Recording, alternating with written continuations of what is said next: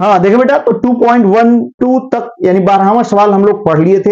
अब बेटा यहाँ पे 13वां सवाल, ठीक है, ठीक, 13वां सवाल क्या कर रहा है जरा ध्यान दीजिएगा। 13वां सवाल कर रहा है 6.56 इंटू 10⁻³ ग्राम एथेन युक्त एक संतृप्त विलयन में एथेन का आंशिक दाब 1 बार है। मतलब मेरी बात ध्यान से सुने बाबू, कि यदि इतना ग्राम एथेन है किसी विलयन में, संतृप्त विलयन है, और उसमें यदि इतना ग्राम है, तो उसका जो आंशिक दाब है, पार्शियल प्रेशर, वो 1 बार है, ठीक। और भैया यदि बढ़ा करके इसका द्रव्यमान बढ़ा दिया गया, देख रहे हैं ना विलयन में, ठीक, एथेन का द्रव्यमान बढ़ा के इतना कर दिया जाए 5 × 10⁻² ग्राम एथेन हो, तो गैस का आंशिक दाब अब क्या होगा। तो चलिए एकदम चुटकियों में हम इसको सॉल्व करते हैं हम लोग, बेटा ध्यान दीजिएगा। तो यहाँ पे जो जो दिया है पहले लिख लेते हैं। सबसे पहले क्या दे दिया, यमोन, दो स्थितियां हैं, तो दो स्थितियों में दो दाब भी होंगे। तो सबसे पहले जब इसका द्रव्यमान यमोन बराबर कितना है 6.56 इंटू 10⁻³ ग्राम है ना भैया, हाँ, जब इतना ग्राम है तो इसका आंशिक दाब दे रहा है 1 बार है, ठीक भैया। और जब द्रव्यमान बढ़ा करके m2 बराबर कितना कर दिया गया 5 इंटू 10⁻² ग्राम कर दिया गया, तो अब इसका आंशिक दाब क्या हो जाएगा। यानी द्रव्यमान और आंशिक दाब में संबंध वाला फार्मूला यहां लगा पाएंगे, और यह संबंध कौन बताता है, हेनरी का नियम, ध्यान दिया।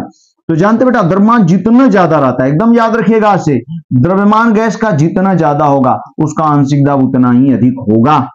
सारी परिस्थितियां यदि सेम रहे तो द्रव्यमान जितने बढ़ाते जाएंगे, ठीक, आंशिक दाब बढ़ता जाएगा। तो यहाँ पे यदि यम बराबर लिखना चाहे तो एक कांस्टेंट रखना पड़ता है, वो हेनरी कांस्टेंट इंटू क्या, पी, के एच इंटू पी, ठीक है, एकदम बढ़िया। इस फार्मूले का यूज करते हैं, और इससे पहली स्थिति में हम लोग पहली स्थिति में देख सकते हैं भैया, ध्यान दीजिए, एकदम ध्यान से देखें, एकदम एकदम हलवा बना देंगे इसको, एकदम आसान, ठीक। पहली स्थिति में बाबू, पहली स्थिति में क्या हो जाएगा बेटा, तो पहली स्थिति में हम लोग क्या लिख सकते हैं, m1 is directly proportional to KH और इनटू क्या P1, पहली स्थिति, सॉरी यहां बराबर रहेगा भैया, ठीक। और ये इक्वेशन क्या बन जाएगा, फर्स्ट, ठीक। और हम लोग यहाँ पे किस स्थिति में लिख सकते हैं, दूसरी स्थिति में बेटा, ठीक। और दूसरी स्थिति में जब हम लोग लिखेंगे, ठीक, दूसरी स्थिति में, तो दूसरी स्थिति में क्या होने वाला है, यहां देखें आप, दूसरी स्थिति में m2 is equal to KH और इनटू हम लोग क्या लिख सकते हैं P2, और ये समीकरण क्या हो जाएगा, सेकेंड। अब समीकरण भैया, समीकरण सेकेंड में हम लोग फर्स्ट से क्या, या फर्स्ट में समीकरण सेकेंड से डिवाइड कर लेते हैं, समीकरण फर्स्ट में समीकरण सेकेंड से, याद रखिएगा ये फर्स्ट हमने लिखा हुआ है, ये पहला है, में दूसरे से डिवाइड करते हैं। तो पहला क्या है, m1 अपान क्या लिख पाएंगे, m2, एकदम आसान। और m1 upon m2 is equal to, भैया ध्यान दीजिएगा, यहाँ पे क्या लिखेंगे, KH इंटू क्या P1 अपान यहाँ क्या लिखेंगे बेटा, KH इंटू क्या P2, KH से कैंसिल हो जाएगा। यहाँ पे क्या देखने को मिलेगा, m1 upon m2 is equal to P1 upon क्या P2, एकदम बढ़िया, ठीक, सही बात है बेटा। P2 चाहिए, P2 इधर कर लेते हैं और सबको इधर कर लेते हैं। तो जब P2 इधर करेंगे तो m2 P1 में मल्टीप्लाई होगा, m1 डिवाइड होगा। तो देखें बेटा, P2 बराबर क्या आपको मिलेगा, जरा ध्यान दें, P1 into m2, P1 into क्या m2 अपान नीचे देखें, ये m1 यहाँ चला जाएगा, तो m1 से हमने डिवाइड कर दिया। अब सब वैल्यू रख देते हैं एकदम फटाफट, तुरंत। P1 की वैल्यू 1 बार है, यहाँ 6 मत समझ लीजिएगा, ये है बार, ठीक, ये ऐसे बना देते, 1 बार है। तो P1 की वैल्यू 1 है, इंटू m2 बेटा, m2 5 इंटू 10⁻5 इंटू 10⁻2, 5 इंटू 10⁻2, ठीक, 1 इंटू 5 इंटू 10⁻2 हो जाएगा P2 बराबर, ठीक, एकदम सही। P2 is equal to 1 into 5 into 10⁻2 हो गया, ठीक, हाँ, ये हो गया m2, और नीचे अपान क्या कर लेंगे बेटा, ये अपान m1 को देखें, m1 कितना दिया हुआ है 6.5 और इंटू 10⁻3। अब देखें बाबू, आप एकदम आसान हो गया, P2 बराबर, देखें ये कैंसिल होगा, अभी 10⁻1 नीचे बचेगा, ऊपर जाएगा 10 हो जाएगा, प्लस हो जाएगा 1 पावर, तो ये 10 हो जाएगा, ऊपर जाएगा 10 में 5 से मल्टीप्लाई कर देंगे, कितना हो गया 50, और 50 में किससे डिवाइड करना है बेटा, 6.5 से, ठीक, 6.5 से। हम चाहे तो इसे क्या लिख सकते हैं, 500 अपान क्या 65, ठीक। हम इसको थोड़ा कैंसिल करने की कोशिश करते हैं, ठीक, 5 से कैंसिल करते हैं, तो ये कितना हो जाएगा 100 अपान, यहां देखें कितना हो जाएगा 13×5 = 65, ये 13, ठीक। अब 100 में 13 से डिवाइड कर लेते हैं बेटा, ठीक। तो P2 इज इक्वल टू कितना हो जाएगा, ठीक, 13, 13×7 91, 13×7 = 91, अभी कितना 9, फिर 7.7 लिख सकते हैं भैया, 13×7 = 91, तो 7.7 बार, ठीक, इतना दाब हो जाएगा, ठीक। हमें उम्मीद है आपको बढ़िया समझ में आया होगा। अब अगला सवाल देख लेते हैं हम लोग, ठीक ना। नेक्स्ट क्वेश्चन देखते हैं हम लोग, ध्यान दीजिएगा। देखिए बेटा, ये 15वां सवाल हम लोग देखने जा रहे हैं। 15वां सवाल क्या कह रहा है कि विलायक के सामान्य क्वथनांक पर एक अवाष्पशील विलेय के 2% जलीय विलयन का, ठीक, जलीय विलयन का जो वाष्प दाब है वो कितना है भैया, ध्यान दीजिएगा, ठीक। ये जो वाष्प दाब है 1.004 बार है, ठीक, ये है वाष्प दाब, ठीक ना। तो विलेय का मोलर द्रव्यमान, विलेय का मोलर द्रव्यमान का मतलब जानते हैं, अणुभार पूछ रहा है। मोलर द्रव्यमान एकदम याद रखिएगा, मोलर द्रव्यमान का मतलब क्या होता है, अणुभार, ठीक ना। हाँ, अणुभार, मोलर द्रव्यमान का मतलब 1 मोल का द्रव्यमान, ठीक। अणुभार वो भी किसमें बात चलती है, ग्राम में, ग्राम अणुभार होता है, ठीक, याद रखिएगा मोलर द्रव्यमान का मतलब, ठीक ना। ग्राम पर मोल कह सकते हैं, 1 मोल का द्रव्यमान ग्राम में, और 1 मोल का द्रव्यमान ग्राम में ग्राम अणुभार के बराबर होता है। पढ़ा चुके हैं, मोल जाके पढ़ेंगे, एकदम बढ़िया से बताया हुआ है हमने, ठीक है। अब देखिए बेटा, कह रहा है सबसे पहले कुछ चीजें, इस सवाल को लगाने के लिए हमें कुछ चीजें बहुत बढ़िया से जाननी होगी।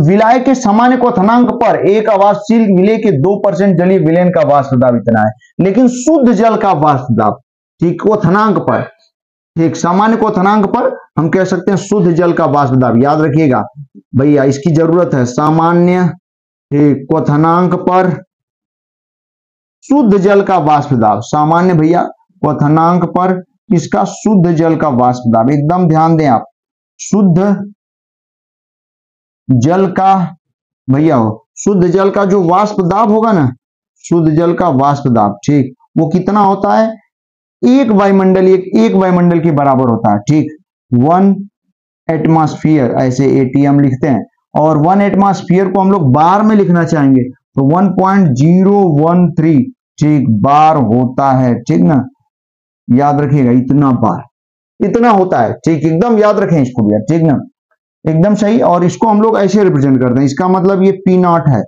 ठीक, P0 शुद्ध स्थिति में, शुद्ध, ठीक, खूब बढ़िया से, यदि आप पूरा चैप्टर पढ़े होंगे, खूब बढ़िया से हमने पढ़ाया हुआ, पढ़ लेंगे भैया, एक को क्वेश्चन आपका खूब बढ़िया से पढ़ के तुरंत सवाल लगाएं, ठीक, पूरा चैप्टर क्लियर हो जाएगा, आपके दिमाग में बैठ जाएगा, एकदम ऐसा करें। ऐसा नहीं कि चैप्टर को पढ़ के छोड़ दीजिए ना, ऐसा गलती की जिंदगी में मत करिएगा, ठीक। बेटा पढ़ें, चाहे फिजिक्स हो चाहे केमिस्ट्री, यदि न्यूमेरिकल है उसमें, उस चैप्टर में, तो आप सबसे पहले उस चैप्टर को पढ़िए एकदम ध्यान से, खूब मन से, और खूब मन और ध्यान से पढ़ने के बाद तब जाके एकदम तुरंत उसी दिन, ठीक, आप न्यूमेरिकल सॉल्व करना शुरू करें, आप देखेंगे एकदम मजा आएगा। बहुत सारे न्यूमेरिकल आपको आएंगे, और कुछ न्यूमेरिकल जो नहीं आएंगे वो आप हमसे देख सकते हैं, हमसे पूछ सकते हैं बेटा, ठीक ना।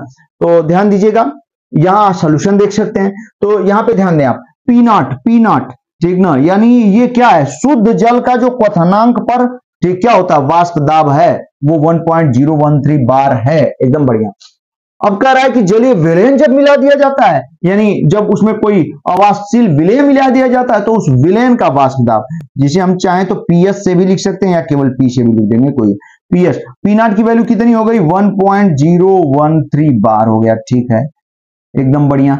लेकिन जब जब जब भैया विलयन की बात आ गई तो कितना दिया हुआ है, 1.004 दे रहा है ना बेटा, हाँ, 1.004 बार दे दिया, एकदम बढ़िया, ठीक है, दो चीजें क्लियर हो गई। अब आगे देखें, जलीय विलयन है, ठीक है, एकदम बढ़िया, ठीक। विलेय का मोलर द्रव्यमान, उसका अणुभार, विलेय का भार दे दिया, विलाय के भार को W1 से और विलेय के भार को W2 से, तो W2 की वैल्यू कितना दिया हुआ भैया, ठीक, यहाँ पे 2% का मतलब 2 ग्राम, यदि विलेय है तो 100 ग्राम जल है, तो हम लोग इसका कितना ग्राम, 2% का मतलब 2 ग्राम ले लेते हैं, तो जल का भार W1 से रिप्रेजेंट करते हैं, इसको कितना होना पड़ेगा, 100 ग्राम, ठीक, एकदम बढ़िया, एकदम मस्त, एकदम जबरदस्त, ठीक, एकदम ध्यान से देखें। अब विलेय का मोलर द्रव्यमान क्या है ये निकालना है, तो पहले हमें फार्मूला चाहिए भैया हो, हम लोग खूब बढ़िया से पढ़ चुके हैं, वाष्प दाब में जो आपेक्षिक अवनमन होता है, ठीक, वाष्प दाब का आपेक्षिक अवनमन जो होता है, ठीक, वो मोल अंश के, विलेय के मोल अंश के बराबर होता है। वाष्प दाब का अपेक्षिक अवनमन नहीं जानते हैं तो आज से जानिए, खूब बढ़िया से हमने पढ़ाया हुआ है भैया, हो ध्यान दीजिएगा। वाष्प दाब को एकदम डिटेल से किया हुआ है, वहां सवाल भी बताया हुआ है, यहां भी हम बता रहे हैं, ध्यान दें।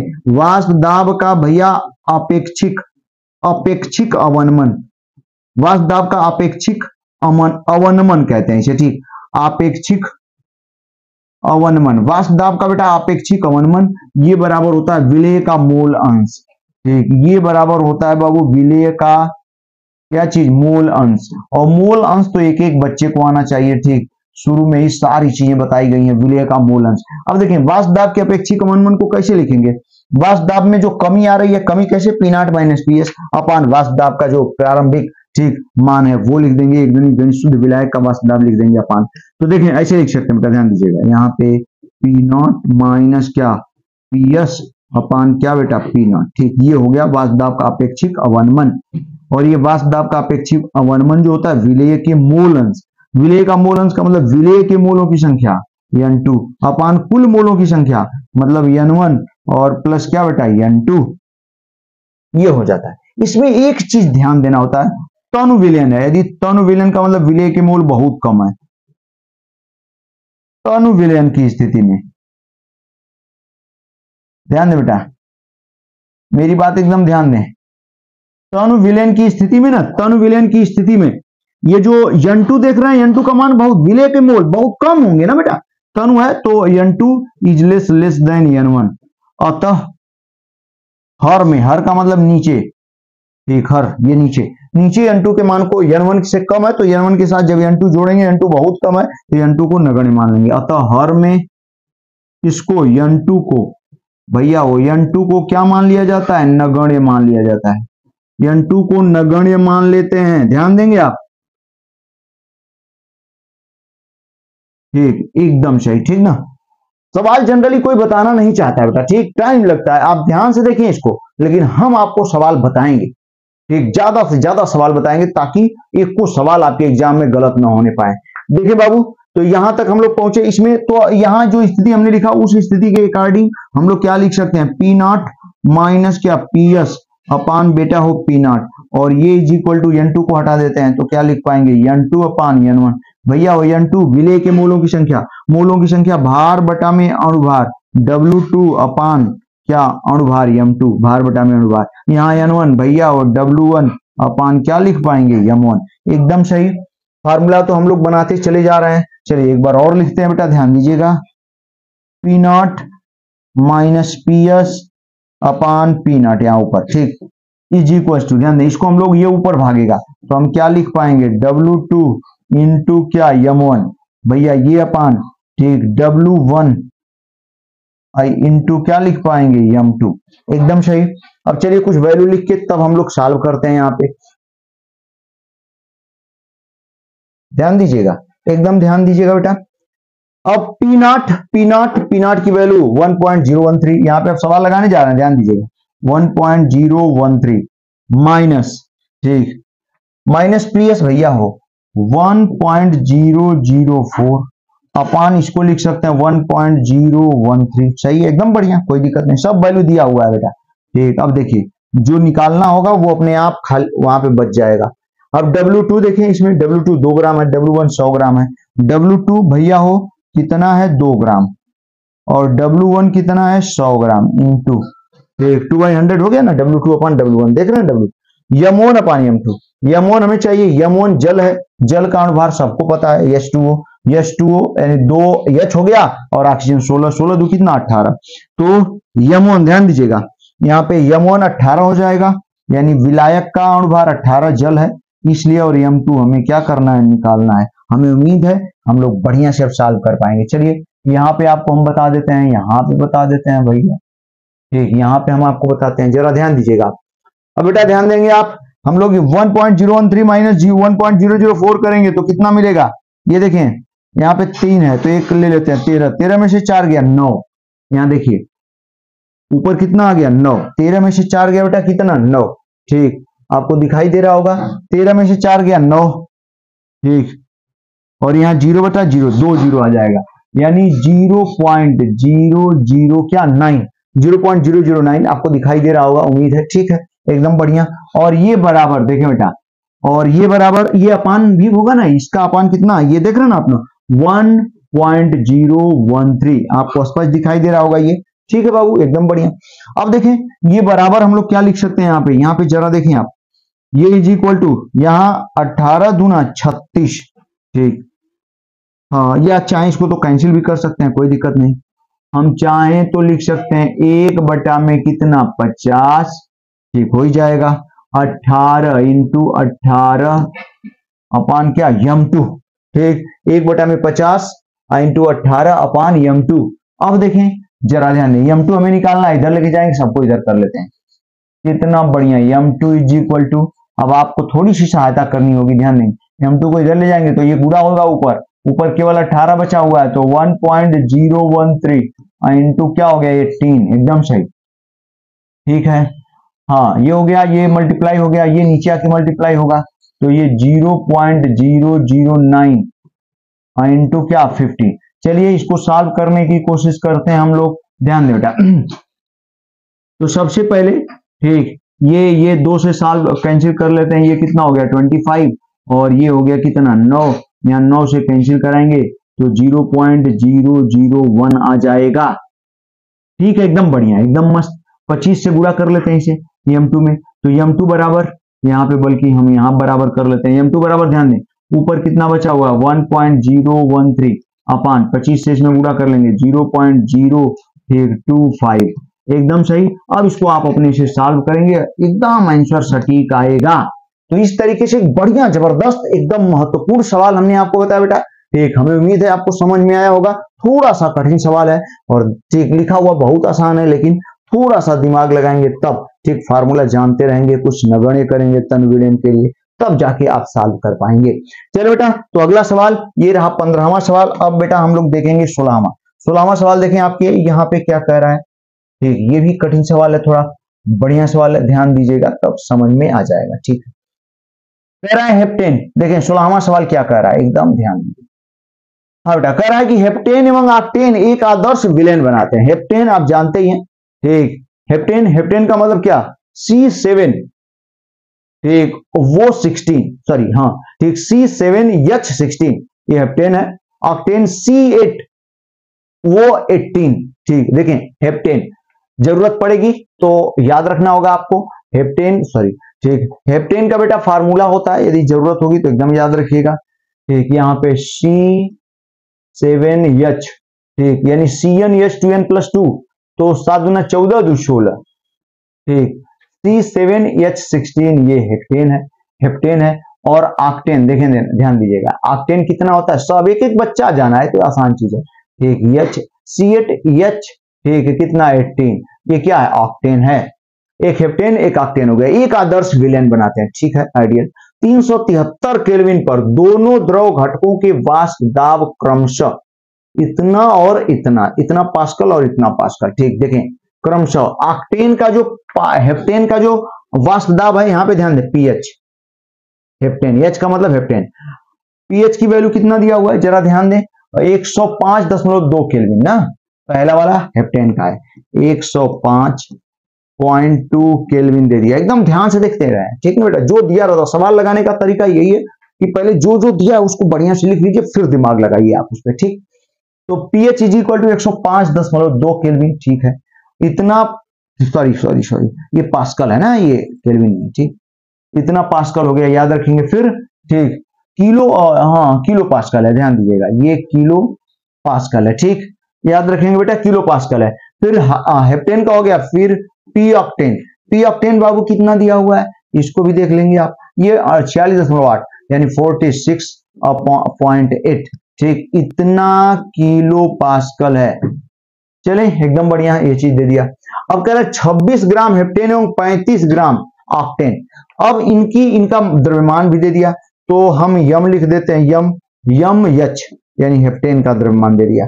हेप्टेन का द्रव्यमान कितना है 26 ग्राम, भैया एकदम ध्यान दीजिएगा, 26.0 ग्राम ये हो गया हेप्टेन का। और ऑक्टेन का कितना दे दिया बेटा, ऑक्टेन का दिया हुआ है 35.0 ग्राम दिया हुआ है, ये दे दिया है। के मिश्रण का वाष्प दाब क्या होगा। ठीक, इनके मिश्रण का वाष्प दाब क्या होगा, वाष्प दाब हम लोगों को देखना है इनके मिश्रण का। ठीक है, बहुत बढ़िया। तो सबसे पहले बेटा एक चीज आप याद रखिएगा, जो मिश्रण का वाष्प दाब होता है, ठीक, जो मिश्रण का, यहां पे देखें 373 केल्विन पर दोनों द्रव घटकों की वाष्प दाब क्रमशः इतना और इतना है। ठीक ना, घटकों के इतने पर इनके मिश्रण का वाष्प दाब क्या होगा। ठीक है, एकदम बढ़िया, ध्यान दीजिएगा। वाष्प दाब और ऑक्टेन का दे दिया, और हेप्टेन का द्रव्यमान ऑक्टेन का द्रव्यमान दे दिया। ठीक, तो चलें एक फार्मूला आपको जानना होगा जो जनरल फार्मूला है। ठीक, हम बता देते हैं आपको यहीं पे। तो भैया हो, जो वाष्प दाब होता है आपको याद होना चाहिए कि P बराबर विलेन का वाष्प दाब, जो विलेन का होता है वाष्प, ठीक, वो क्या होगा, विलायक का यानी शुद्ध अवस्था में जो वाष्प दाब होगा, ठीक, P नॉट और इंटू, ठीक, इंटू क्या होता है, मोल अंश, पढ़ चुके हम लोग। ठीक ना, ये मोल अंश ये होता है।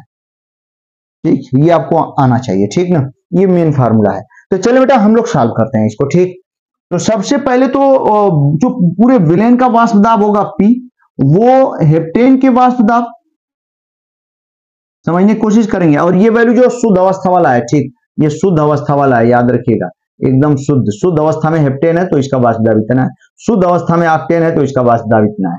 तो जो कुल वाष्प दाब होता है P is equal to heptane का वाष्प दाब और प्लस क्या भैया, ऑक्टेन का वाष्प दाब होगा। ध्यान दीजिएगा, एकदम ध्यान से देखते रहें, बढ़िया सवाल है, कठिन सवाल है, ध्यान देंगे। अब पीएच की जगह हम इस फार्मूले का यूज करके देखें। ठीक, इस फार्मूले की यहाँ पीएच बराबर पीएच नॉट, ठीक, और इंटू यक्स एच ऐसे लिख पाएंगे। ध्यान दीजिएगा, यहाँ पे पीएच की जगह इस फार्मूले का यूज करेंगे। जरा देखें इसको ध्यान से। ठीक, अगर हेप्टेन के लिए लिखना पड़ेगा पीएच बराबर, तो पीएच नॉट यानी हेप्टेन का, ठीक, शुद्ध अवस्था का आंशिक दाब इंटू हेप्टेन का क्या, मोल अंश, ये लिखना होगा। हेप्टेन का जो आंशिक दाब होगा विलेन में, वो बराबर क्या होगा, हेप्टेन का शुद्ध अवस्था का आंशिक दाब इंटू, ठीक, उसका क्या, मोल अंश, आपको आना चाहिए। ध्यान दीजिएगा, तो यहाँ पीएच की जगह हम लोग क्या लिख सकते हैं, पी नॉट एच, हेप्टेन का आंशिक दाब इंटू हेप्टेन का क्या, मोल अंश, एकदम बढ़िया, प्लस। ध्यान दे बेटा, फिर उसी तरीके से ऑक्टेन का जो विलेन का जो आंशिक दाब होगा, विलेन की अवस्था में जो इसका आंशिक दाब होगा वो कितना होगा, शुद्ध अवस्था में इसके आंशिक दाब, ठीक, शुद्ध अवस्था में आंशिक दाब और इंटू, ठीक, हाँ, इसका मोल अंश यानी ऑक्टेन का मोल अंश। चलिए अब खूब ध्यान से देखें बेटा, ध्यान दीजिएगा, हम लोग क्या लिख सकते हैं, P बराबर P नॉट एच, चलिए एक बार और इसको हम लिख के, ठीक, यूज कर लेते हैं, इंटू एक्स एच यानी हेप्टेन का मोल अंश। हेप्टेन का मोल अंश क्या होगा, हेप्टेन का मोल अंश क्या होगा भैया, हेप्टेन का मोल अंश का मतलब हेप्टेन के मोलों की संख्या, ठीक, ध्यान दें, हेप्टेन के मोलों की संख्या अपान कुल मोलों की संख्या, कुल का मतलब हेप्टेन के मोलों की संख्या और प्लस ऑक्टेन को मोलों की संख्या। ठीक, एकदम बढ़िया, कितना बढ़िया है, ध्यान देंगे। ये इज इक्वल टू बेटा पी ऑक्टेन को हम यहाँ लिख ही लेते हैं। ठीक, पी ऑक्टेन की शुद्ध अवस्था का जो आंशिक दाब है इंटू, ठीक, ऑक्टेन का जो मोल अंश क्या लिख पाएंगे हम लोग क्या लिख पाएंगे, ऑक्टेन के मोलों की संख्या बेटा अपान, ठीक, अपान क्या, हेप्टेन कुल मोलों की संख्या यानी हेप्टेन के मोलों की संख्या और प्लस ऑक्टेन के मोलों की संख्या। एकदम सही। हाँ, लेकिन एक चीज और जानना होगा कि जब इसका द्रव्यमान दिया है हेप्टेन ऑक्टेन का, तो इसके मोल अंश हम लोग निकाल सकते हैं। यहां बता देते हैं आपको, ध्यान दीजिएगा, हेप्टेन ऑक्टेन के मोल अंश, ठीक, मोल अंश सॉरी मोलों की संख्या निकाल सकते हैं। मोलों की संख्या बराबर हम ऐसे लिख देते हैं, यानी एच यानी हेप्टेन के मोलों की संख्या बराबर हेप्टेन का भार अपान हेप्टेन का क्या, अणुभार। एकदम सही। अब बेटा हो, हेप्टेन का भार कितना दिया हुआ है जरा देख लीजिए, हेप्टेन 105.2, पहले हेप्टेन है इसलिए 105, बेटा ध्यान दें 0.2 भार अपान हेप्टेन का अणुभार सब लोग जानते हैं, यहां से निकाल देते हैं। हेप्टेन का अणुभार यहाँ देखें, कार्बन 7 है, 12 7 84 है, 84 हो गया, प्लस एक 16 ऑक्सीजन हो गया, जोड़ लेंगे 6 4 10, ठीक, और 8 1 9 1 10 और ये 100 हो गया पूरा। देखिए बेटा ये 100 हो गया, ठीक, 16 84 100 ऐसे भी देख सकते। और इसका अणुभार देख लेते हैं, 12 बटे 96 हो गया 96 प्लस, ठीक, 18 एच यानी 18, ये हो जाएगा। तो इसका जो अणुभार हम लोग यहाँ देख लेंगे, 8 से 14 को 4 हाथ लगा 1 9 1 10 1 11 यानी 114 इसका और इसका 100, ठीक। अब देखें, तो जब यहाँ पे भार बटा में अणुभार 105.2 अपान 100 ये हो गया, और यन ऑक्टेन, ऑक्टेन का यन भैया ध्यान दें, डब्ल्यू ऑक्टेन यानी ऑक्टेन का भार अपान ऑक्टेन का अणुभार। कठिन है थोड़ा, ध्यान दें बेटा। ठीक, ऑक्टेन का भार कितना दिया हुआ? 26 ग्राम।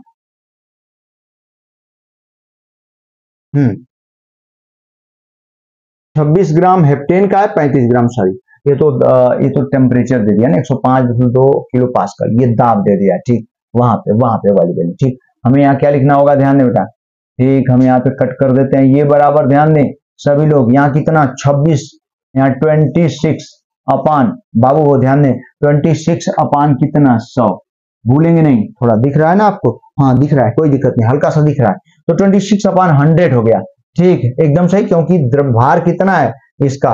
26 ग्राम, हमने गलती से लिख दिया था 26 ग्राम अपान। ठीक, ये हेप्टेन हो गया, ऑक्टेन का 35 ग्राम है, तो इसे हम लोग क्या लिख सकते हैं? 35 अपान ऑक्टेन का अणुभार हमने निकाल लिया 114। ठीक, ये आ गया NH और NO का मान। अब हम वैल्यू रख रहे हैं, ध्यान दीजिएगा भैया हो, पूरी वैल्यू एक साथ रख रहे हैं। अब इसको आप सॉल्व करिएगा। ठीक, हमने तरीका आपको एकदम बढ़िया से बता दिया। P0H ठीक कितना? 105 दशमलव, ध्यान दें बेटा 105, ठीक 105.2, ठीक इंटू NH कितना आया हुआ है? 26 अपान 100, 26 अपान 100। ठीक, NH आ गया भैया और 26 अपान 100। ठीक, ये अपान NH फिर लिख सकते हैं 26, आपको दिखाई दे रहा होगा, अपान कितना 100 और प्लस, भैया ध्यान देते रहे आप। ठीक, प्लस NO कितना आया हुआ है? 35 अपान 114, 35 अपान 114, ये हो गया। फिर प्लस, भैया ध्यान दे, थोड़ा सा ज्यादा इसमें सॉल्व करना है। देखें P0 यहाँ पे कितना 46.8, यानी हम लोग लिख पाएंगे 46.8 इंटू भैया हो NO।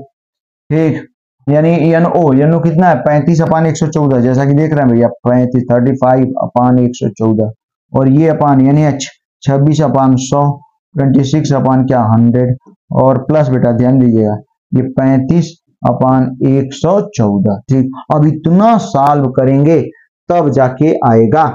ठीक, तो इस तरीके से बेटा ये हमने आपको तरीका बता दिया। कौन सा सवाल रहा? 16वां सवाल। ठीक, काफी बेहतरीन लेकिन कठिन है, बहुत ज्यादा इसमें सॉल्व करना है। ठीक, ये 15 से 20 मिनट ले लेगा हम लोगों का टाइम, तो आप आराम से गुणा भाग कर सकते हैं। ठीक, हम तो डायरेक्ट, अगर मुझे याद होता तो डायरेक्ट आंसर लिख देते, लेकिन ऐसे ही आंसर भी डायरेक्ट लिख देंगे तो कोई दिक्कत नहीं है। वही बात है, आप इसको सॉल्व करके आंसर मिलाइए, यही तरीका है एकदम बेहतरीन। तो अब बेटा अगला सवाल, अब हम लोग 17वां सवाल, ठीक 17वें सवाल पे चलते हैं, देखें क्या कह रहा है, ध्यान दें आप। ठीक, 17वां सवाल, 17वां सवाल क्या कह रहा है देख रहे हैं? 17वां सवाल है, ठीक, कह रहा है कि 300 केल्विन जल पर जल का वाष्प दाब 12.3 किलो पास्कल है, इसमें बने अवाष्पशील विलेय के 1 मोलल विलयन का वाष्प दाब ज्ञात कीजिए। ठीक, विलेय के मोलल विलयन, ठीक 1 मोलल विलयन का, यहीं तक है सवाल। ठीक ना, हम लोग यहाँ पे देख सकते हैं बेटा। हाँ, तो यहाँ अब देखिए 300 केल्विन जल का वाष्प दाब 12.3 किलो पास्कल है, जल का वाष्प दाब। ठीक, इतना किलो पास्कल है, इसमें बने अवाष्पशील विलेय के 1 मोलल विलयन का वाष्प दाब ज्ञात कीजिए। शुद्ध जो वाष्प दाब है हम ऐसे लिख पाएंगे। चलिए ध्यान दें बेटा आप सभी, यहाँ पे जो जल का शुद्ध वाष्प दाब है कैसे दिखा देते हैं? P(S2O)। ठीक, ऐसे दिखा देते। वो कितना दिया हुआ है? 12.3 किलो पास्कल, ध्यान दें आप, इतना है। इसमें बने अवाष्पशील विलेय के 1 मोलल विलयन का, अब जो विलयन मिलेगा इसके आधार पे जो विलयन तैयार होगा यानी PS। ठीक, और ये वैल्यू हमें क्या करनी है? प्राप्त करनी है। ठीक है, और क्या कह रहा है बेटा? ध्यान दें, विलेय की 1 मोल, ठीक 1 मोलल विलयन का वाष्प दाब। 1 मोलल विलयन क्या होता है? इसको हम थोड़ा क्लियर कर देते हैं। 1 मोलल, एकदम ध्यान दें बेटा। ठीक, 1 मोलल विलयन बराबर, इसका मतलब ठीक विलेय का 1 मोल है। 1 मोलल का मतलब विलेय का कितना भैया? विलेय का 1 मोल, ठीक कितने ग्राम में? 1000 ग्राम, यानी 1 किलोग्राम में, 1 किलोग्राम जल में घुला है, तब जाके हम कहेंगे। क्योंकि 1 मोलल कब आएगा? मोललता यम बराबर 1 मोलल कब आएगी? ठीक, जब विलेय का द्रव्य मोलों की संख्या 1 हो और विलायक का द्रव्यमान 1 किलोग्राम हो, तो इसी स्थिति में विलेय का मोल 1 मोल हो जाएगा और विलायक में जो है क्या जल है, ठीक, या हम यहाँ पे लिख सकते हैं विलायक, विलायक का द्रव्यमान, ठीक, विलायक का द्रव्यमान मतलब 1 किलोग्राम होगा, ठीक, ये स्थिति हो गई। चलिए अब बेटा हम लोग जानते हैं, क्या जानते हैं वो जरा ध्यान दीजिएगा, हम लोग यही पढ़े हैं कि आपेक्षिक अवनमन, वाष्प दाब का आपेक्षिक अवनमन, लगातार पढ़ रहे हैं, ध्यान देंगे यहाँ पे, ठीक, मोल अंश के बराबर होता है, विलेय के मोल अंश के बराबर। फिर एक बार लिख देते हैं, ठीक, देख रहे हो ना, सवाल लगाने से पूरे फार्मूले सारी चीजें क्लियर हो जाती हैं। वाष्प दाब का भैया हो आपेक्षिक अवनमन, वाष्प दाब का आपेक्षिक अवनमन, ठीक, ध्यान दें बेटा, वाष्प दाब का जो आपेक्षिक अवनमन होगा, वाष्प दाब का आपेक्षिक अवनमन, ध्यान दें बेटा, ठीक, वाष्प दाब का जो आपेक्षिक अवनमन होगा, ठीक, वाष्प दाब का आपेक्षिक अवनमन किसके बराबर होगा, ठीक, वाष्प दाब का आपेक्षिक अवनमन विलेय के मोल अंश के बराबर होता है, बराबर विलेय का क्या हो बाबू, मोल अंश, ठीक, इतना बढ़िया सवाल है, ठीक, बराबर विलेय का मोल अंश। अब चलिए वाष्प दाब का आपेक्षिक अवनमन को कैसे प्रदर्शित करते हैं, आपको याद होना चाहिए, ठीक, तो अभी पिछले सवाल में हमने बताया आपको, ठीक, P, ठीक, P नॉट H2O ना, माइनस क्या लिखेंगे PS अपान P नॉट, मतलब विलायक का जो शुद्ध अवस्था का वाष्प दाब होगा उसमें से, यानी ये विलयन के वाष्प दाब को घटा देंगे, आंशिक वाष्प दाब को, तो जो आएगा उसमें फिर शुद्ध अवस्था वाले वाष्प दाब से क्या करना होगा, डिवाइड करना होगा, ठीक, ये हो जाए, ठीक, ये वाष्प दाब का आपेक्षिक अवनमन है और ये विलेय के मोल अंश के बराबर है। विलेय का मोल अंश का मतलब बेटा ध्यान देंगे आप, हम विलेय के मोलों की संख्या अपान कुल मोलों की संख्या N1 और प्लस क्या N2, ये हो जाएगा बाबू, ठीक है, बढ़िया बेटा, ध्यान दीजिएगा बाबू। अब हम लोग यहाँ पे इसको सॉल्व करने जा रहे हैं, N2, हाँ, तो N2 का मतलब विलेय के मोलों की संख्या। अब विलेय के मोलों की संख्या हम लोग कैसे निकालेंगे, ठीक, और क्या पूछ रहा है हमसे, चलिए विलेय के मोलों की संख्या को हम कैसे लिख पाएंगे, ध्यान दीजिएगा, इसको डिटेल कर देते हैं तब मजा आएगा। N2 को क्या लिख सकते हैं बेटा, विलेय का भार अपान विलेय का अणुभार, ये विलेय के मोलों की संख्या हो गई। फिर N1 का मतलब विलायक के मोलों की संख्या, विलायक के मोलों की संख्या, विलायक के मोलों की संख्या हम लोग कैसे निकाल पाएंगे, ठीक, 1000 किलोग्राम है उसका द्रव्यमान, यानी सॉरी 1 किलोग्राम, तो 1 किलोग्राम का ग्राम में कितना हो जाएगा, चलिए एक बार लिख देते हैं यहाँ पे, W1 ये विलायक का है, W1 अपान क्या बेटा M1 और प्लस फिर यहाँ क्या लिख पाएंगे W2 अपान क्या M2, यही है ना, यही है, ठीक, एकदम यही है। अब इसमें थोड़ा सा ध्यान लगाएंगे तब सवाल लग पाएगा, नहीं तो फंस जाएंगे। ध्यान दें बेटा, ये जो N2 का मान है ना, ठीक, शुद्ध अवस्था के, सॉरी हम कह सकते हैं तनु विलयन के लिए N2 के मान को हम लोग क्या कर लेंगे, नगण्य मानेंगे, ठीक, ये N2 यहाँ पे क्या होगा, नगण्य होगा, ठीक, याद रखेंगे नगण्य है, इसका मतलब ये चीज क्या हो जाएगी, नगण्य हो जाएगी, ठीक, ये नगण्य हो जाएगा, नहीं तो काफी समय लग जाएगा। अब देखिए बेटा ये नगण्य हो गया, कोई दिक्कत नहीं। अब इसको हम और बढ़िया से चेंज कर लेते हैं, सेट कर देते हैं एकदम बढ़िया से। अब भैया हो इसको हम लोग क्या लिख पाएंगे, P not H2O minus PS अपान बेटा P नॉट H2O, ये इज इक्वल टू, जरा ध्यान से देखिए इधर, अब ये खत्म हो गया तो ऊपर भागेगा ये, तो हम क्या लिख सकते हैं, W2 अपान M2 इंटू करेंगे, M1 कहां भाग गया ऊपर, M1 अपान W1। अब चलिए सब वैल्यू रख देते हैं, सारी वैल्यू अब हम लोग रखते हैं। तो यहाँ पे दिया हुआ है 12.3 किलो पास्कल, तो किलो पास्कल में ही बस चीजें आएंगी, PS भी किलो पास्कल में भी आएगा, तो वही रख देते हैं हम लोग। तो यहाँ बेटा ध्यान देंगे 12.3 माइनस क्या कर दिया हमने PS अपान नीचे भी कितना बेटा 12.3। अब ये बराबर W2 क्या है बेटा, ध्यान दीजिएगा, W2 जो है विलेय का भार है, और विलेय का भार, ठीक, हाँ W2 अपान M2, ठीक, विलेय का भार, यहाँ पे विलेय मोलल है तो मोलल का मतलब 1 मोल, यानी विलेय का 1 मोल हो गया, तो ये पूरी वैल्यू ही 1 मोल। और यहाँ पे दिया है द्रव्यमान, वाष्प दाब ज्ञात करें, यानी PS ज्ञात करना है, तो W2 अपान M2 ये पूरा मोल की संख्या है किसके, विलेय की। तो विलेय के मोल की संख्या कितना दे रहा है, W2/M2, ये एक दे दिया, 1 लिख देते हैं, एकदम सही। ठीक, कह रहा है एक मोलल विलयन है। एक मोलल का मतलब विलेय का जो मोल है, मोलों की संख्या 1 मोल, ये कितने में, 1000 ग्राम में या 1 किलोग्राम विलायक में घुली हुई है। थोड़ा ध्यान से सुने। एक ये 1 हो गया, ठीक है बेटा, एकदम सही, मस्त है। ये 1 हो गया इंटू M1/W1। यहां जरा देखें, ध्यान दीजिएगा, M1 का मतलब विलेय का भार, और विलेय क्या है, जल है ना यहाँ पे, ठीक, जल है। तो जल विलेय के रूप में किसको लिया आपने, जल, तो जल का अणुभार यहां लिखना होगा। तो अणुभार कितना होता है बेटा, 18 होता है। और जल का भार जो लिया आपने 1 किलोग्राम, आप चाहें तो इसको किसमें बदल सकते हैं, ग्राम में। ठीक, ग्राम में आप इसको चेंज कर सकते हैं, ठीक है, एकदम बढ़िया। इसको हमने लिख दिया कितना भैया, वो 1000 ग्राम, ठीक है, एकदम बढ़िया, कोई दिक्कत नहीं, मस्त है।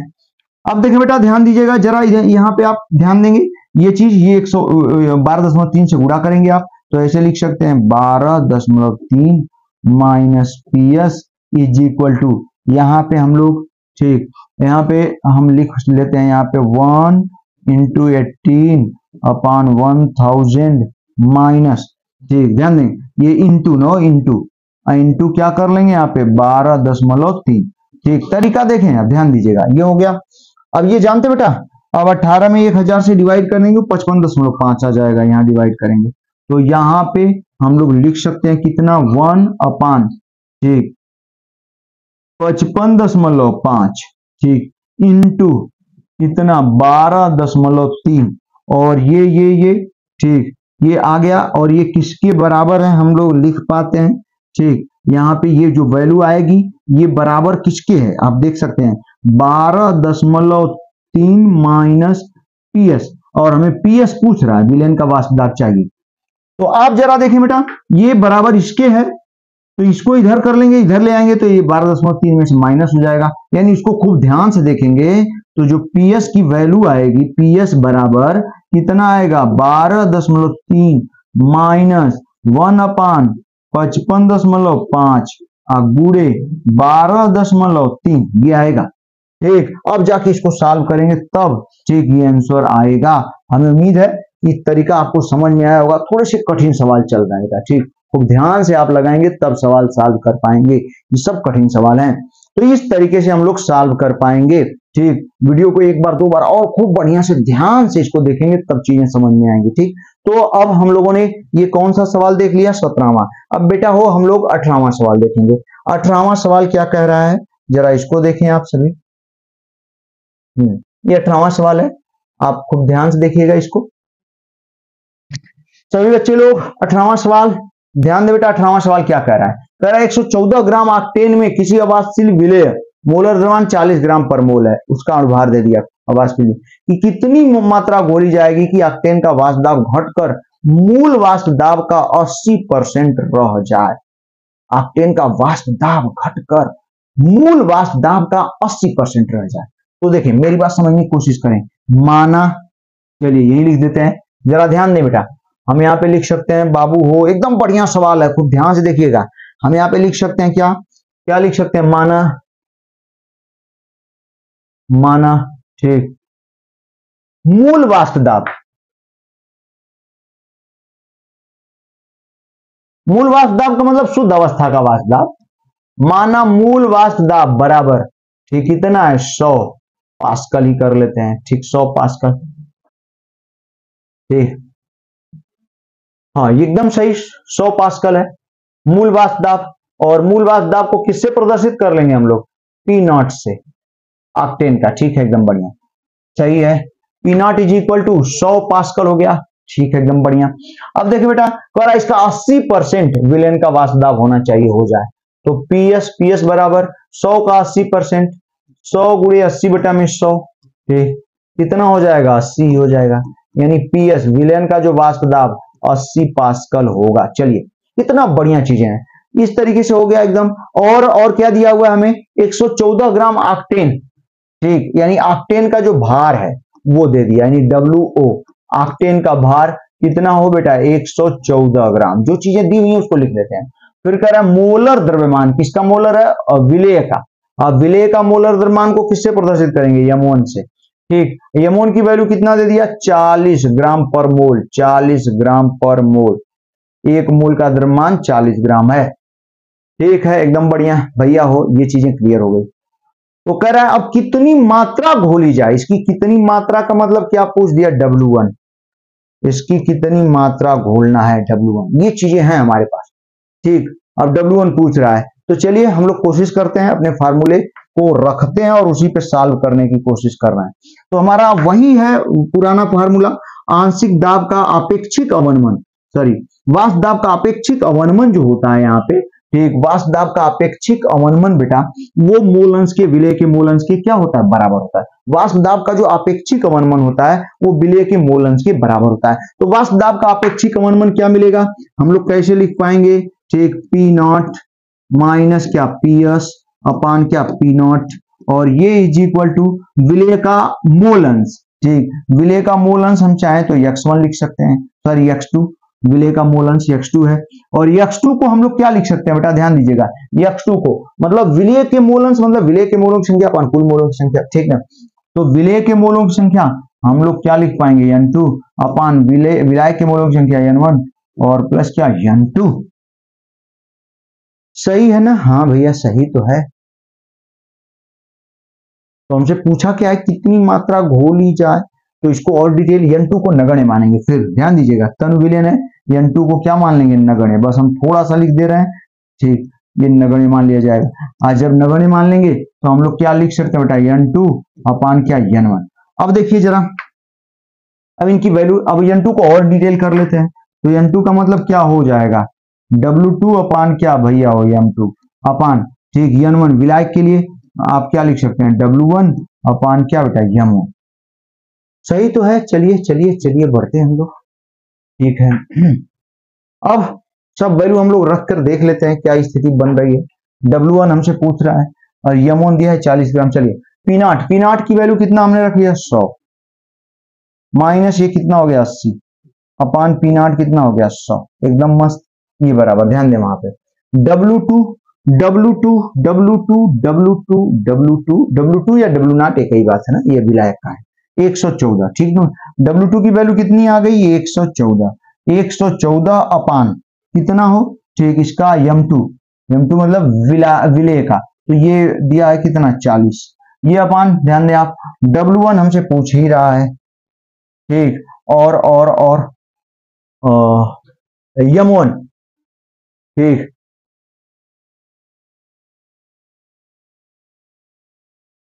अवाष्पशील ऑक्टेन से, यही चीज ध्यान दें, ऑक्टेन है ना, तो ऑक्टेन लिखा हुआ है, तो इसका अणुभार हम लोग निकाल लेते हैं जो कि m1 हो जाएगा। ठीक, तो m1 जो है ऑक्टेन का अणुभार, ठीक, ऑक्टेन का अणुभार है ये, इसको कैसे निकालेंगे, ऑक्टेन का अणुभार है भैया वो, ठीक, ऑक्टेन का अणुभार, तो ऑक्टेन अभी हमने पिछले वाले सवाल में हमने बताया था, ऑक्टेन को क्या लिख सकते हैं बेटा, ऑक्टेन को हम लोग क्या लिख सकते हैं C8 ना, और H18, इसका भार कितना हो जाएगा 12 बटे 96, 96 प्लस, ठीक, ये 18 हो ही जाएगा, और जोड़ेंगे तो कितना आ जाएगा 114 आ जाएगा। ठीक, इसको चाहे तो ग्राम पर मोल भी लिख सकते हैं, मॉलिक्यूलर वेट भी कह सकते हैं इसको, ग्राम पर मोल, एकदम सही, बहुत बढ़िया बेटा, ध्यान देंगे आप सभी।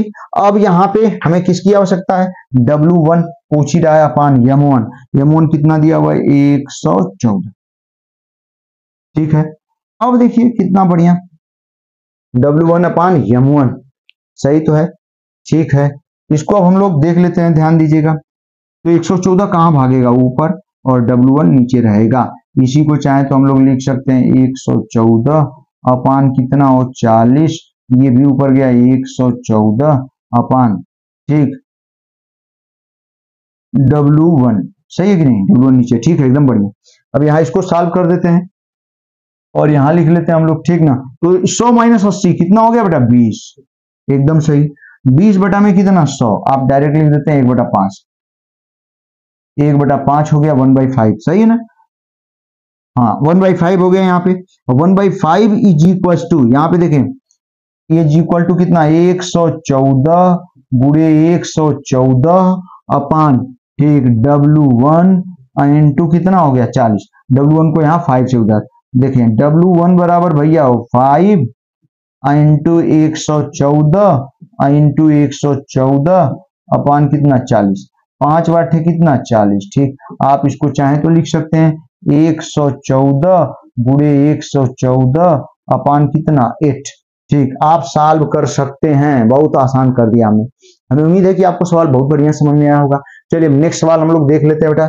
ठीक, इसको हटाते हैं और अगला सवाल हम लोग देखते हैं। ठीक, देखें तो 20वां सवाल हम लोग देख रहे हैं, देखिए क्या कह रहा है 20वां सवाल। ठीक, एकदम बढ़िया जबरदस्त सवाल। तो 20वां सवाल में कह रहा शक्कर के 5% द्रव्यमान जलीय विलयन का हिमांक 271 केल्विन है। ठीक, देखें शक्कर का कितना परसेंट है 5%, जलीय विलयन का हिमांक 271 केल्विन है। यदि शुद्ध जल को हिमांक 273.15 केल्विन है तो ग्लूकोज के 5% जलीय विलयन के हिमांक की गणना कीजिए। अब हम लोग फ्रीजिंग पॉइंट में आ गए भैया, ओ फ्रीजिंग में ठीक, फ्रीजिंग पॉइंट में पहुंच गए। तो शक्कर के 5% जलीय विलयन का हिमांक 271 केल्विन है। ठीक है, तो सबसे पहले तो शुद्ध जल का हिमांक 0 डिग्री सेंटीग्रेड यानी 273 ठीक, ध्यान दें शुद्ध जल का। सबसे पहले मेरी बात यहां लिख देते हैं भैया हो, ध्यान दीजिएगा आप सभी लोग, यहां पे लिखते हैं सभी लोग, ध्यान दें आप, शुद्ध जल का हिमांक। ठीक, शुद्ध जल का हिमांक कितना होता है। ठीक, शुद्ध जल का हिमांक ऐसे लिख देते हैं TF नॉट, और ये होता है 0 डिग्री सेंटीग्रेड या हम कह सकते हैं 273.15 केल्विन। कोई दिक्कत नहीं होनी चाहिए। ठीक है, हाँ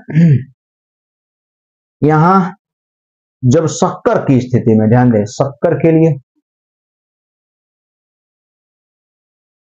देखें बाबू आप लोग सभी लोग एकदम ध्यान से, शक्कर की स्थिति जब शक्कर है तो शक्कर के लिए इसका जो ठीक हम कह सकते हैं विलयन का जो हिमांक आ जाता है TF, शक्कर मिला देते हैं जब जल में तब हिमांक ठीक कितना हो जाता है 271 केल्विन, घट करके हिमांक ठीक 271 केल्विन हो जाता है। सबसे पहले आप जानिए हिमांक का जो अवनमन होता है, हिमांक का जो अवनमन होता है यहां लिख देते हैं, ध्यान दीजिएगा आप लोग, हिमांक का अवनमन हम लोग पढ़े हैं। ठीक, खूब बढ़िया से हमने पढ़ा है। हिमांक का अवनमन जो डेल्टा TF होता है ना, डेल्टा TF, ये बराबर ध्यान दें सबसे महत्वपूर्ण है ये, हिमांक का अवनमन delta TF is equal to ये KF, हिमांक का अवनमन ये अवनमन स्थिरांक है, मोलल अवनमन स्थिरांक KF इंटू क्या होता है यम। ये होता है, एकदम याद रखिएगा, इसमें डेल्टा TF आप समझ गए हिमांक का अवनमन, KF अवनमन स्थिरांक है, यम आप जानिए ठीक, ये मोललता है, एकदम याद रखिएगा मोललता। ठीक, एकदम बढ़िया से। चलिए अब हम लोग ये जान गए तो हम लोग सॉल्व कर पाएंगे। अब सबसे पहले शक्कर के लिए देखेंगे और फिर ग्लूकोज के लिए देखेंगे, फिर तुलना करेंगे। तो सबसे पहले शक्कर के लिए फार्मूला यूज करेंगे। जब शक्कर मिला रहे हैं ना ठीक जल में, तब क्या स्थिति बन रही है। शक्कर के लिए जल में क्या होगा बेटा, ध्यान दीजिएगा। ठीक, शक्कर के लिए जल में तो हम लोग यहाँ पे लिख सकते हैं डेल्टा TF भैया, डेल्टा TF बराबर ठीक, यहाँ पे डेल्टा TF कितना हो जाएगा आप देख सकते हैं, TF नॉट माइनस TF। ठीक ना, delta TF is equal to क्या लिख सकते हैं, TF नॉट माइनस TF, और ये इज इक्वल टू हम यहाँ पे क्या लिख दिया KF ठीक इंटू यम, मोललता, लेकिन किसकी मोललता, शुगर की मोललता। सही है, एकदम सही। ठीक, हम इसको इक्वेशन क्या बना लेते हैं फर्स्ट, चलिए इसको सॉल्व यहाँ पे लिख लेते हैं एक बार। तो TF not minus TF not कितना है 273.15 माइनस कितना हो गया भैया मिलाने पर शक्कर को 271, और बेटा ये is equal to KF into क्या MS ठीक, शुगर की मोललता। इसको माइनस करेंगे तो कितना आ जाएगा, ध्यान देंगे आप, 0 है तो 10.15 आ गया, ये 3 में से 1 गया 2, 2.15 इज इक्वल टू क्या KF और इंटू क्या यमएस, समीकरण फर्स्ट हो गया। ठीक है, अब किसके लिए बेटा ध्यान दीजिए, अब ग्लूकोज के लिए यहां बना लेते हैं हम लोग। ध्यान दें आप, एकदम बढ़िया सवाल है ग्लूकोज के लिए। और ग्लूकोज के लिए क्या हो सकता है, जरा इसको ध्यान दें आप सभी। ग्लूकोज के लिए क्या क्या क्या क्या हो सकता है, ठीक देखें। अब ग्लूकोज के लिए हम वही चीजें, तो 273.15 तो शुद्ध जल का होगा, लेकिन इसको मिलाने पर हिमांक की गणना, वही तो पूछ रहा है यहाँ पे। ठीक, तो हम लोग ऐसे लिख सकते हैं, ग्लूकोज के लिए 273.15 माइनस TF, यही हमसे पूछ रहा है। अब ये बराबर हम लोग क्या लिख पाएंगे, KF इंटू mg, ग्लूकोज के लिए हो गया। ठीक, ये इक्वेशन क्या हो गया, सेकेंड। ठीक, अब हम लोग करेंगे क्या, सेकेंड में फर्स्ट से डिवाइड कर लेते हैं। ध्यान से देखें, एकदम बढ़िया सवाल है। समीकरण सेकेंड अपान भैया और समीकरण क्या फर्स्ट, सही है ना, समीकरण सेकेंड अपान समीकरण फर्स्ट। सेकेंड बेटा क्या कर रहा है, जरा देख ले आप। ठीक, सेकेंड यही है अपन फर्स्ट, तो हम लोग क्या लिख सकते हैं, जरा ध्यान दें, 273.15 माइनस बाबू हो TF अपान, ठीक, ये वाला कितना है 2.15। मेरी बात एकदम ध्यान से देखें बेटा, 2.15, और ये इज इक्वल टू क्या हो जाएगा, जरा देखें। अगर आपने फर्स्ट सेकेंड में फर्स्ट है तो केएफ से कैंसिल हो गया, एकदम सही। और यहाँ mg यानी ग्लूकोज की मोललता अपान किसकी, शुगर की मोललता। चलिए, ग्लूकोज की मोललता का मतलब क्या हुआ, ग्लूकोज की मोलों की संख्या, ठीक, अपान जल का द्रव्यमान किलोग्राम में। ठीक, तो हम लोग देख लेते हैं बेटा। ठीक, कितना, शक्कर की 5% द्रव्यमान है।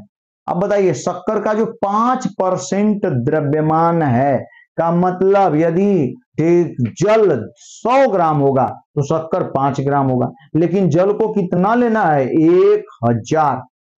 1000 ग्राम। ठीक, एक किलोग्राम लेना है ना जल को, तब ना मोललता पता चलेगी। ठीक, तो जल का जब 1000 ग्राम लेंगे तो शक्कर का कितना ग्राम हो जाएगा, 50 ग्राम। तो मोलों की संख्या अपान विलायक का द्रव्यमान आप ले सकते हैं, या 100 ग्राम में ही आप बना सकते हैं, कोई दिक्कत नहीं है। ठीक, 100 ग्राम में ही बना सकते हैं, ठीक ना। तो अब देखें, शक्कर की मोल 5% है ये।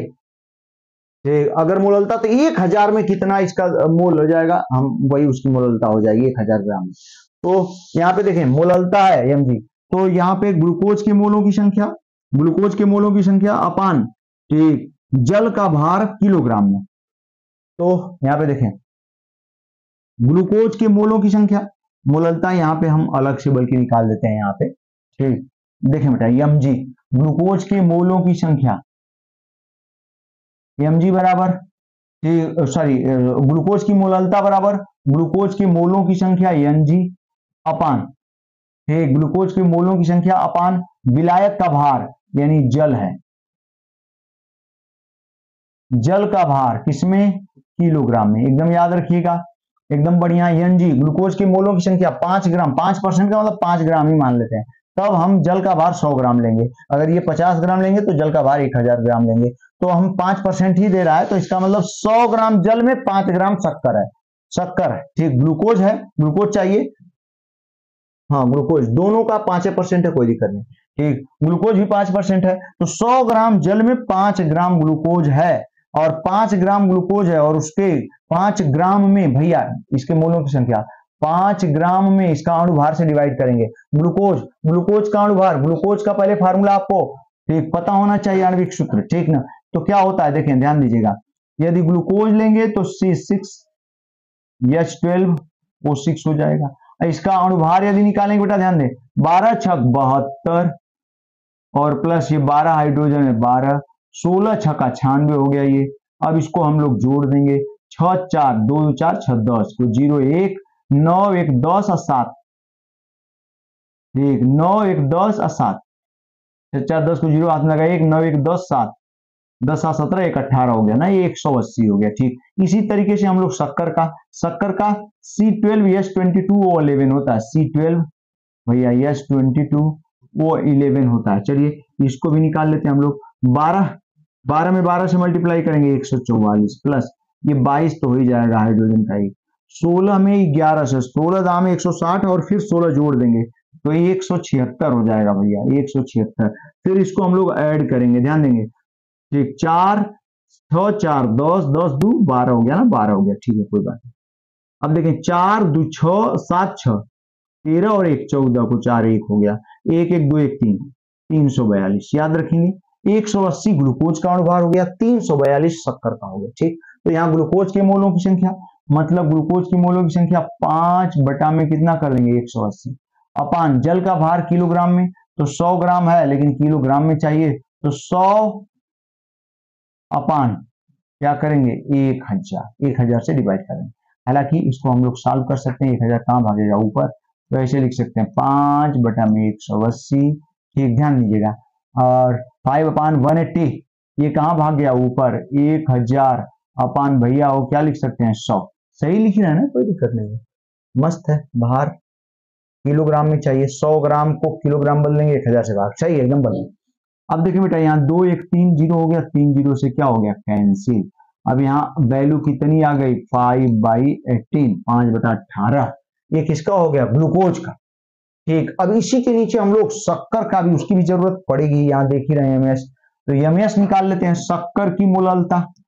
ठीक, तो यहाँ शक्कर का अणुभार, शक्कर के मोलों की संख्या अपान यहाँ जल का ठीक भार, इसमें किलोग्राम में। ठीक, आप जान ही रहे हैं, ठीक है भैया एकदम सही। अब देखिए बेटा, अब यहाँ शक्कर के मोलों की संख्या, इसका भी 5 ग्राम है, भार बटा में अणुभार, तो अणुभार इसका थोड़ा सा ज्यादा है, थोड़ा सा क्या बहुत ज्यादा है 342 अपान वही बात 100 अपान कितना 1000। अब इसको आगे बढ़ाएंगे बेटा, ध्यान देते रहे आप, ये कितना आ गया 5 अपान 342 आ गया, इंटू करेंगे 1000 कहां जाएगा ऊपर, अपान बेटा वो कितना हो जाएगा 100। ठीक, यही ना सही है, 2 जीरो तो कैंसिल हो जाएगा, 1 जीरो बच जाएगा, तो यहाँ देख 10 से गुणा कर देंगे, 50 बटा में 300 कितना 42, ये आ गया। ठीक, एकदम मस्त, कोई दिक्कत नहीं होनी चाहिए। ठीक है भैया, चलिए एमजी और एमएस दोनों हमने, कठिन सवाल है, कठिन सवाल है, दिमाग लगाएंगे तभी आएगा। ठीक, हाँ देखो बेटा, अब हम लोग करने वाले क्या है 5 बटा 18, 5 बटा 50 बटा में 342, तो एमजी की वैल्यू आई है 5 बटा में 18 5/18, और ये आई है 50 बटा में 342। ठीक है, अब इसको एक स्टेप और आगे बढ़ा लेते हैं, तो ये आ जाएगा 5 बटा में 18 इंटू भैया 342 कहां जाएगा ऊपर, अपान नीचे क्या हो गया 50। ठीक, 5 दहा में कितना आ गया 50, 10 आ गया। ठीक, इसे चाहे तो लिख सकते हैं कितना, ध्यान दे बेटा 342 अपान 180। ठीक, 342 अपान 180, कोई दिक्कत नहीं, एकदम मस्त। हाँ, और उसको सॉल्व करना, छोटा करना चाहे कर सकते हैं, कोई दिक्कत। अब देखें यहाँ पे कितना आया हुआ है, इसको आगे बढ़ाते हैं हम लोग, 273.15 माइनस बेटा वो कितना टीएफ, और ये इज इक्वल, इसका उधर गुणा कर लेते हैं, 342 अपान 180, 6 से डिवाइड कर लेते हैं, 6 5 30, 6 5 30 और 42, 6 7 42, यानी ऊपर कितना आ गया 57 57, 36 18 अपान 30, सही तो है। ठीक है, और ये 202.15 से इधर क्या कर लेते हैं मल्टीप्लाई 2.15, एकदम सही बेटा। ठीक, इस तरीके से अब ये टीएफ निकालना है, तो इसको इधर ले जाएंगे और इसको इधर लेके आएंगे, इसको इधर ले जाएंगे तो ये प्लस हो जाएगा, इसको इधर ले जाएंगे माइनस, यानी टीएफ बराबर ये इधर आएगा माइनस, ये इधर गया प्लस हो गया ना, प्लस को इधर लिख लिया हमने, मतलब ये इधर आएगा तो माइनस, यानी 273.15 माइनस कितना भैया 57 अपान 30 इंटू 2.15। ठीक, अब यहां भी आपको क्या करना होगा, सॉल्व करना होगा।